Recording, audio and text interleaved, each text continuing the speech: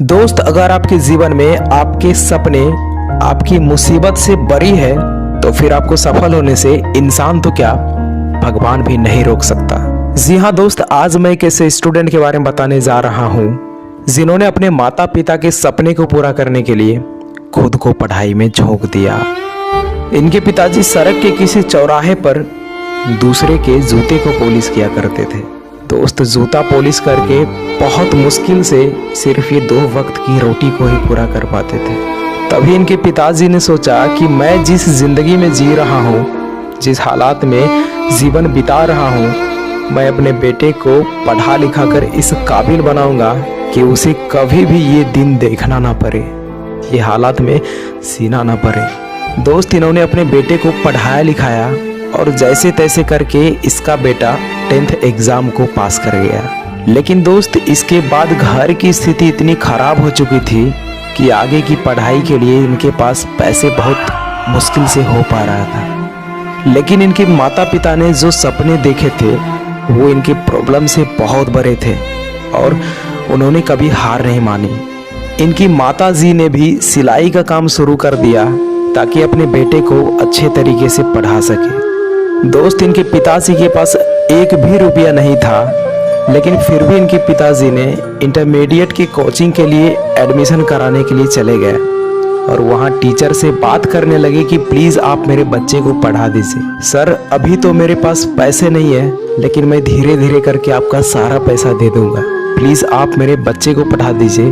मेरा सपना है कि मेरा बेटा मुझसे भी ज़्यादा हैसियत वाला हो। दोस्त, इनके पिताजी का बात सुनकर टीचर ने भी हाँ कह दिया और उसने भी मना नहीं कर पाया कि मैं आपके बेटे को नहीं पढ़ा पाऊंगा, और उसने यहाँ तक भी कह दिया कि मैं आपके बेटे को पूरा पढ़ाऊंगा, वो भी फ्री में पढ़ाऊंगा। सैल्यूट है ऐसे टीचर को जो गरीब स्टूडेंट के दर्द को समझते हैं, गरीब फैमिली के दर्द को समझते हो।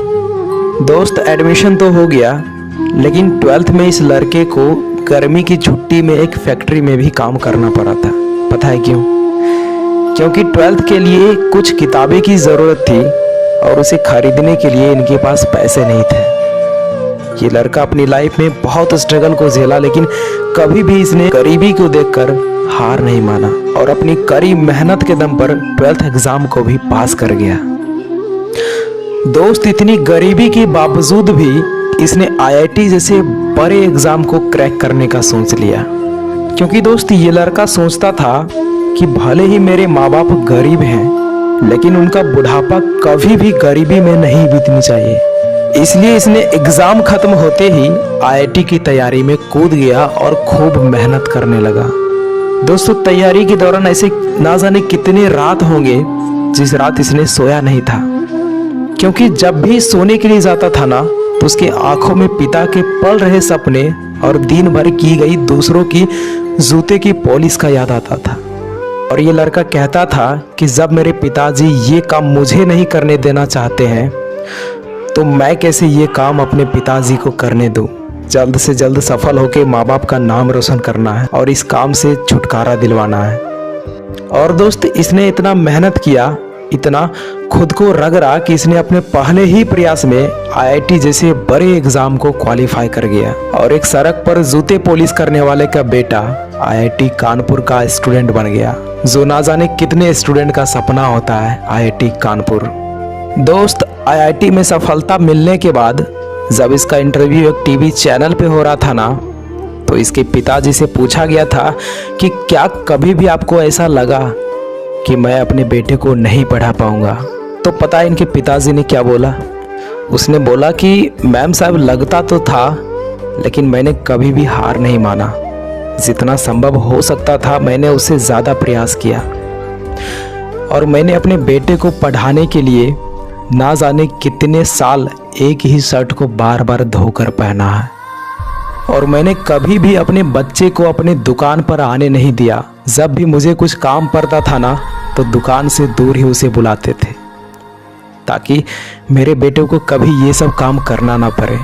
लेकिन फिर भी कस्टमर्स जो जूते पॉलिश करवाने के लिए आते थे, वो जब कहते थे ना कि आपके बेटे कितने बड़े हैं, हाथ बटाने लायक हुए या फिर नहीं, तब मुझे बहुत दुख होता था और मैं सोचता था कि मैं अपने बेटे को क्या बनाना चाहता हूँ और ये लोग क्या सोचते हैं।